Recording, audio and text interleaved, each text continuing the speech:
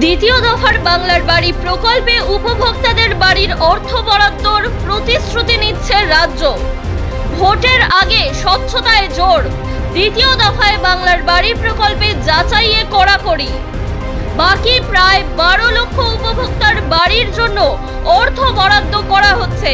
নবান্ন সূত্রে জানা গেল, বাংলার বাড়ি প্রকল্পের টাকা ছাড়ার সঠিক তারিখ।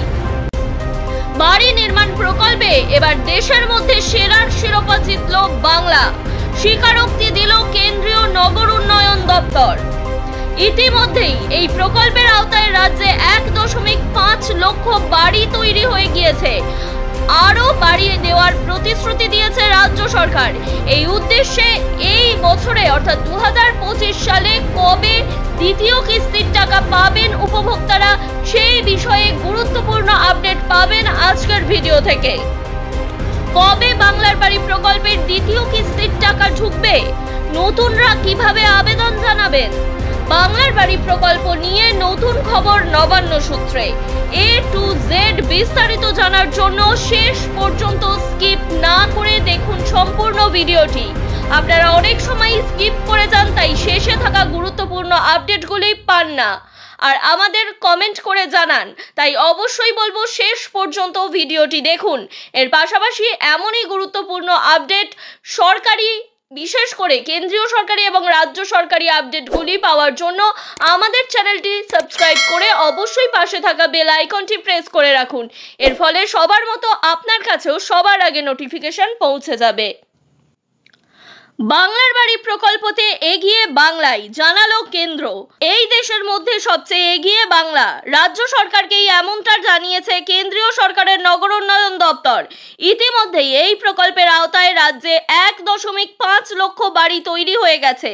শহর এলাকায় গরিব মানুষের বাড়ি তৈরি করে পৌর দপ্তর।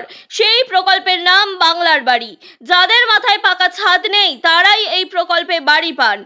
একটি বাড়ি তৈরি করতে খরচ হয় 3,68,000 টাকা, যার মধ্যে যে বাড়ি পাচ্ছেন তাকে দিতে হয় 25,000 টাকা।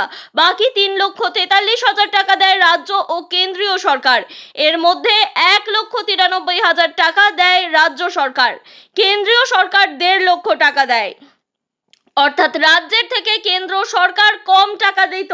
স্বাভাবিকভাবেই রাজ্য সরকারের বক্তব্য, তাহলে কেন কেন্দ্রীয় প্রকল্পের বোর্ড লাগানো হবে? এই প্রকল্পের কেন্দ্রীয় সরকারের নাম হলো প্রধানমন্ত্রী আবাস যোজনা। রাজ্য সরকারের এই প্রকল্পের নাম বদল করে রাখা হয়েছে বাংলার বাড়ি প্রকল্প। এই ব্যাপারে রাজ্য সরকারের এক শীর্ষকর্তা বলেন, কেন্দ্রের অধিকাংশ প্রকল্পের নাম প্রধানমন্ত্রীকে দিয়েই শুরু হয়, কিন্তু টাকা দেয় অর্ধেকেরও কম। তাহলে প্রধানমন্ত্রীর নাম দিয়ে শুরু হবে কেন? আমাদের রাজ্যে তো সবকিছু বাংলা দিয়ে নাম হয়। কখনো প্রকল্পের নাম মুখ্যমন্ত্রী আবাস যোজনা দেওয়া হয় না। কাউকে বাড়তি ক্রেডিট দেওয়া হয় না, সমস্ত ক্রেডিট দেওয়া হয় বাংলাকে। নরেন্দ্র মোদীর সরকার ক্ষমতায় আসার পর ইউপিএ আমলের দেওয়া সমস্ত নামকরণকে বদলে দেওয়ার প্রক্রিয়া চলছে। রাজ্যের বাংলার বাড়ি প্রকল্পের টাকা নিয়ে একাধিক অভিযোগ সামনে এসেছে। টাকা পেয়েও কাজ শুরু না হওয়া, প্রকল্পের টাকা নয়ছয় করা এবং তৃণমূল কর্মীদের সমর্থকদের কাটমানি নেওয়ার অভিযোগে এই প্রকল্প নিয়ে বিতর্ক রয়েছে বিস্তর। স্বয়ং মুখ্যমন্ত্রী মমতা বন্দ্যোপাধ্যায়ও কেউ টাকা চাইলে না দেওয়ার বার্তা দিয়েছেন বারে বারেই। এই উদ্দেশ্যে চালু করা হয়েছে হেল্পলাইন নম্বর। এদিকে আগামী বছর রাজ্যে বিধানসভা নির্বাচন, তার আগে দ্বিতীয় দফায় বাংলার বাড়ি প্রকল্পে অর্থ বরাদ্দ নিয়ে যেন কোনো বিতর্ক তৈরি না হয়, তাই এবার উপভোক্তাদের বরাদ্দ অর্থ দেওয়া নিয়ে বেশ কিছু কঠোর পদক্ষেপ করেছে রাজ্য। উপভোক্তাদের তালিকা তৈরি হলে তা ভালোভাবে যাচাই করা হবে। তারা প্রকল্পের অর্থ পাওয়ার যোগ্য কিনা সেটি দেখা হবে। এই অর্থ নিয়ে কোনো দুর্নীতি হচ্ছে কিনা সেই সব খতিয়ে দেখবে রাজ্য সরকার। এই বিষয়ে আপনার মতামত এবং আপনারা কারা বাংলার বাড়ি প্রকল্পের জন্য আবেদন জানিয়েছিলেন তারা কমেন্ট করে জানাতে পারেন। তাহলে তাদের উদ্দেশ্যে গুরুত্বপূর্ণ ভিডিও আসবে এই চ্যানেলেই। প্রথম দফায় প্রায় 16 লক্ষ উপভোক্তা সরকারের কাছ থেকে বাড়ি তৈরির জন্য 2টি কিস্তিতে মোট 1,20,000 টাকা পেয়েছেন। এবার বাকি প্রায় 12 লক্ষ উপভোক্তার বাংলার বাড়ি তৈরির জন্য অর্থ বরাদ্দ, আর সেটাই এবার করা হচ্ছে নবান্নের তরফে।